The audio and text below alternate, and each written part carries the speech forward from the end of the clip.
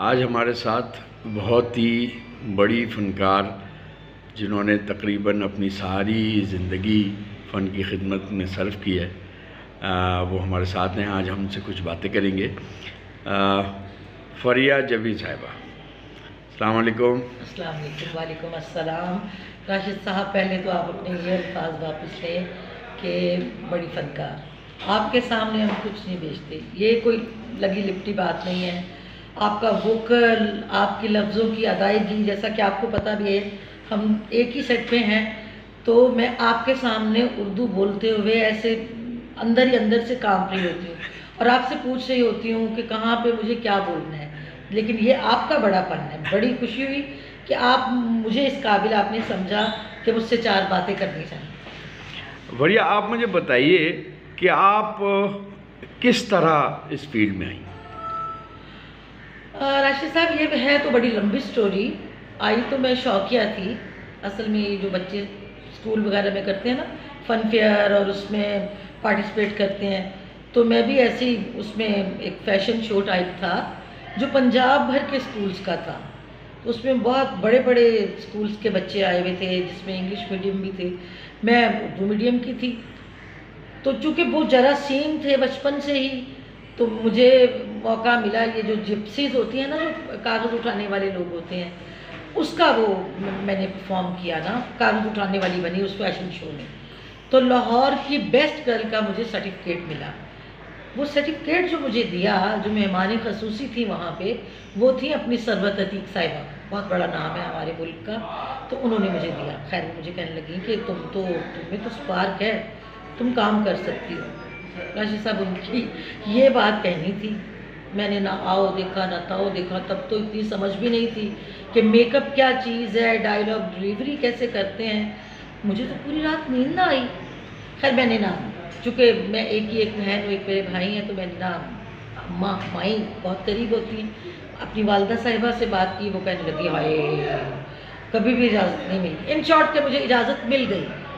वो अब्बा के ही एक दोस्त थे, PTV पे चीफ कैमरामैन, उनका नाम इसहाक चौधरी साहब उस दौर में हुआ करते थे। खैर, उन्होंने उनसे बात की। उन्होंने कहा, ये बच्ची तो टलने वाली नहीं है, इसने रोटी भी खानी छोड़ दी है, तो ये तो अपनी ज़िद बना के छोड़ेगी। तो बड़े स्वीट हैं थे, अल्लाह ने जन्नत नसीब करे मेरे फादर को। उन्होंने खैर बात की उनसे, इसहाक अंकल से। इसहाक अंकल ने बोल दिया यावर हयात साहब से। बड़े बड़े लोग मिल गए ना, अल्लाह की रहमत ये हो गई। उन्होंने मुझे जी बुला लिया। तो उन दिनों में वो एक सीरीज़ कर रहे थे परवाज़ के नाम से। ये होती है ना शॉर्ट सीरीज़ जो बनती हैं, 7 एपिसोड का वो था।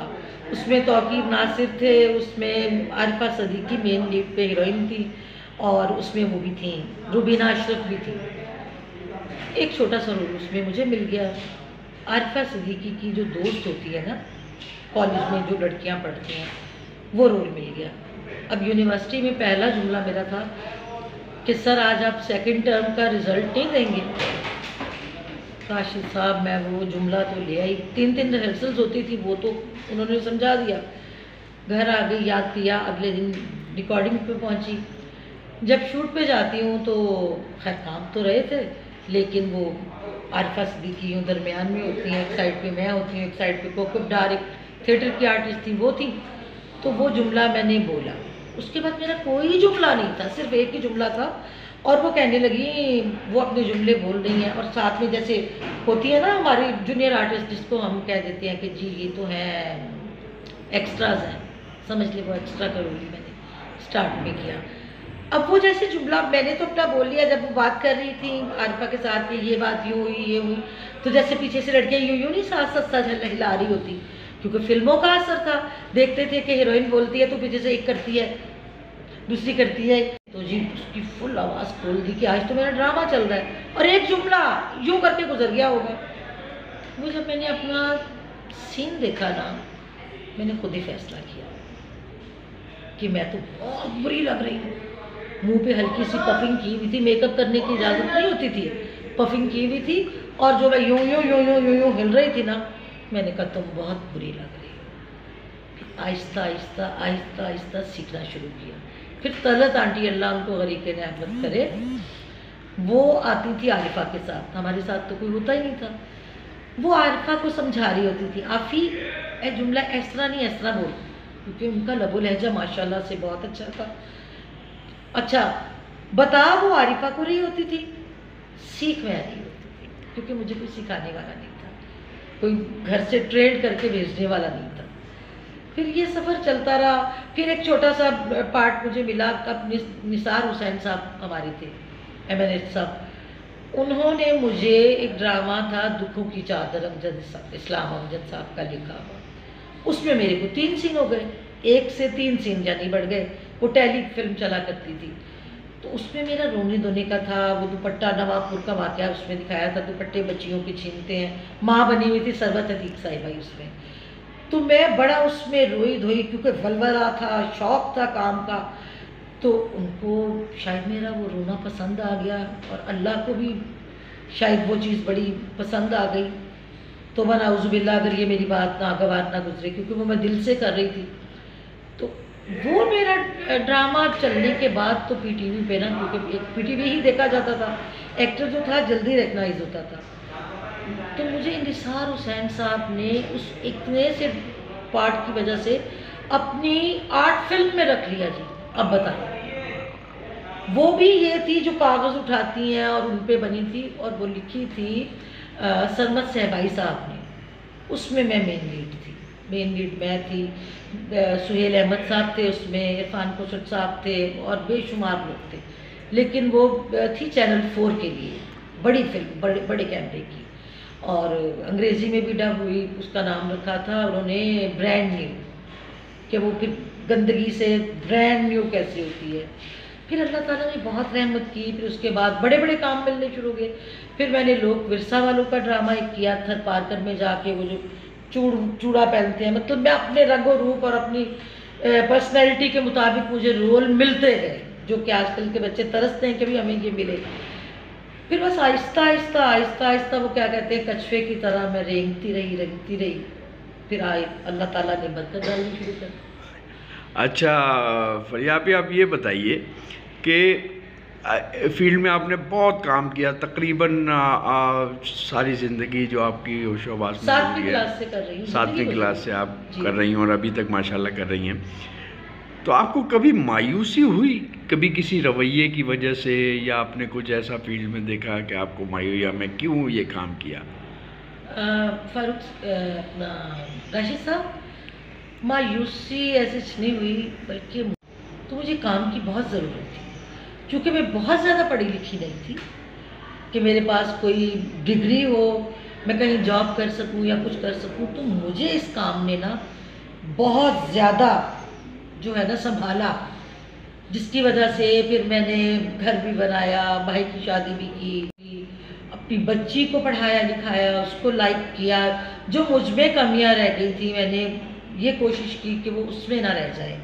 तो ऊपर नीचे तो होता रहता है, कभी ऐसा हो जाता है, मुझसे हो सकता है काफ़ी लोगों को कोई मायूसियाँ हुई हों, क्योंकि जब आप बहुत टेंस होते हैं अपने घर में, या आपके साथ बहुत ज़्यादा दुख और परेशानियाँ जुड़ जाते हैं ना, तो आप चिड़चिड़े हो जाते हैं, जिसकी वजह से मैं सेटों पे भी बड़ी खिजी रहती थी, बहुत ज़्यादा मिसबिहेव करना, वो सब कुछ मैंने अपने आप को देख के खुद से ये चीज़ें सीखी। और अपने इर्द गिर्द, हमारे इर्द गिर्द ना लोग बड़े अच्छे थे आपकी तरह, वो हमें सिखाते थे। मिसाल के तौर पे अपने इरफान कुसट साहब, वो हमारे उस्तादों में से हैं, तो थिएटर की बहुत ज़रूरत थी।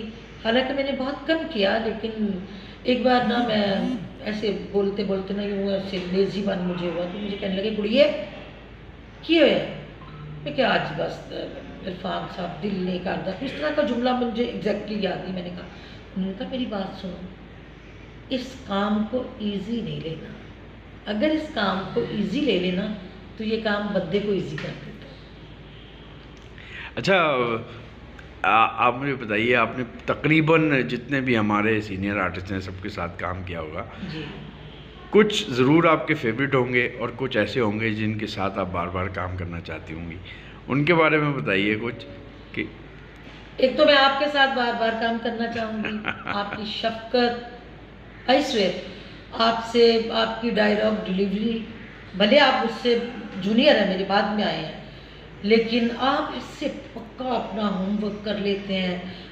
आप अभी भी इस सेट में भी आप देख रहे होते हैं कि आप मुझे मेरे वो फलां जुमला नहीं, आपका ये जुमला था, जैसे मैं मतलब भूल जाती हूँ। हाँ जी, मैं काम करना चाहूँगी सुहेल अहमद साहब के साथ। फिर वो बहुत बड़े आर्टिस्ट थे, अल्लाह उनको जन्नत में जगह दे। सुहेल असगर साहब हमारे, तो हमारे पुराने दोस्तों में से हैं। नए बच्चे जितने हैं अभी उनमें बहुत करंट है, वो हमसे बहुत आगे हैं, बड़ा अच्छा वो काम कर रहे हैं। तो उनके साथ तो तकरीबन बार बार ही करते हैं। लेकिन जिसे कहते हैं ना कि मेयारी काम करना, अभी पिछले दिनों मैंने किया है। डायरेक्टर्स की तरफ अगर मैं आऊँ तो पहले तो काशिफ निसार हमारे बच्चों जैसे हैं, लेकिन क्या झंडे गाड़े हैं उन्होंने, क्या कमाल किया, क्या डिटेल वर्क करते हैं वो, कि आर्टिस्ट को मतलब संवार देते हैं। आर्टिस्ट ने तो अपनी पटारी खोलनी होती है, राइटर अपना लिख के दे देता है, फिर डायरेक्टर कहाँ पे है, वो एक अच्छा डायरेक्टर बताता है मैं यहाँ पे हूँ, मैंने ये बताया है, ये मेरा शॉट है। उनके बाद फिर मैं जब कराची आई हूँ ना, बच्चा तो वो लाहौर का है हमारा, वजाहत हुसैन, बहुत मज़ा आया मुझे।